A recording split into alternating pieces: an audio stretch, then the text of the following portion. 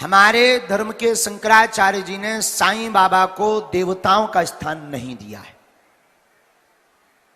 और शंकराचार्य की बात मानना प्रत्येक सनातनी का धर्म है, क्योंकि वो अपने धर्म के प्रधानमंत्री हैं। चाहे हमारे धर्म पंथ के हों, धर्म के हों, चाहे वो गोस्वामी तुलसीदास जी हों या सूरदास जी, संत हैं, महापुरुष हैं, युग पुरुष हैं, कल्प पुरुष हैं, लेकिन भगवान नहीं है। तो अपनी निजी आस्थाओं पर हम बोलने, आप लोगों की अपनी अपनी निजी आस्थाएं, किसी की आस्था को हम ठेस नहीं पहुंचा सकते। और इतना कह सकते साईं बाबा संत हो सकते हैं, फकीर हो सकते हैं, भगवान नहीं हो सकते। तो देखो भाई, ऐसा बोलना भी बहुत लोग इसको कंट्रोवर्सी में ले लेंगे, पर ये बोलना भी बहुत जरूरी हमें लग रहा है।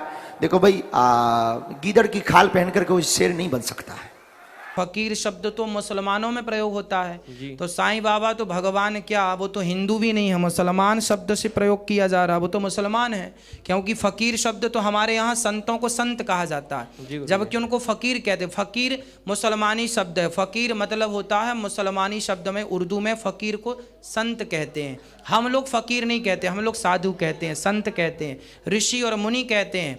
मुसलमान लोग फकीर कहते हैं। तो एक्चुअली ये मुसलमान हैं, तो मुसलमान लोग माने जाने भगवान, पर आजकल के हिंदू पीछे पड़े हैं, इसमें हम क्या कह सकते हैं। हम लोग साईं के भगवान होने की बात जो प्रचारित की जाती है उसको गलत ठहराते हैं, इसीलिए इस बारे में आप पूछना चाहते हैं, ऐसा समझ करके आपको थोड़ा सा बता रहे हैं। देखिए, साईं जो हैं एक व्यक्ति हैं, और कहा जाता है कि वो कोई फकीर थे और महाराष्ट्र के शिरडी नाम के स्थान में रहे। वहीं पर कुछ उनके भक्त हुए कि शिरडी के साईं बाबा हिंदू नहीं थे, जैन नहीं थे, सिख नहीं थे, सिंधी नहीं थे, कोई अग्रवाल, महेश्वरी या ब्राह्मण, राजपूत या राजपुरोहित नहीं थे। यहां तक कि शिरडी के साईं बाबा के पिताजी कोई हिंदुस्तान के नहीं थे, वे तो अफगानिस्तान के थे और पंडारी जाति के थे। विद्वानों को गर्व होता है, अभिमान होता है अपना विज्ञान का, आपका ज्ञान का, तभी ये भाषा उनके मुंह से आती है। इसीलिए अपने ऊपर गर्व मत करो। भगवान साईं बाबा का जो सबका मालिक एक महान मंत्र दिया है, उसका पुरस्कार करो। सभी को इकट्ठा करके भगवत भक्ति को लगाने का काम अपना है।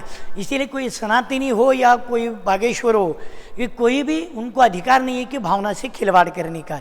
बाबा को बहुत थे लोग, जैसे शंकराचार्य भी बाबा के ऊपर उन्होंने आपशब बातें की थी, मगर बाबा के ऊपर कुछ फर्क नहीं पड़ा, बाबा को पड़ता ही नहीं। अनंत कोटि का ब्रह्मांड नहीं कि साईं बाबा है, इसलिए हमारे वो आराध्य दैवत है।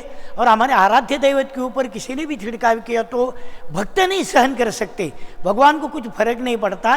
किंतु आपकी अधोगति निश्चित शुरू है, क्योंकि हृदयस्थ भगवान होता है, और हृदयस्थ भगवान से साईं भक्तों की दुआएं नहीं तो आपको बद्दुआएं लग जाएगी। इसलिए बातचीत करते समय शांति से और अभ्यासपूर्वक बातचीत करने की हमारी विनती है।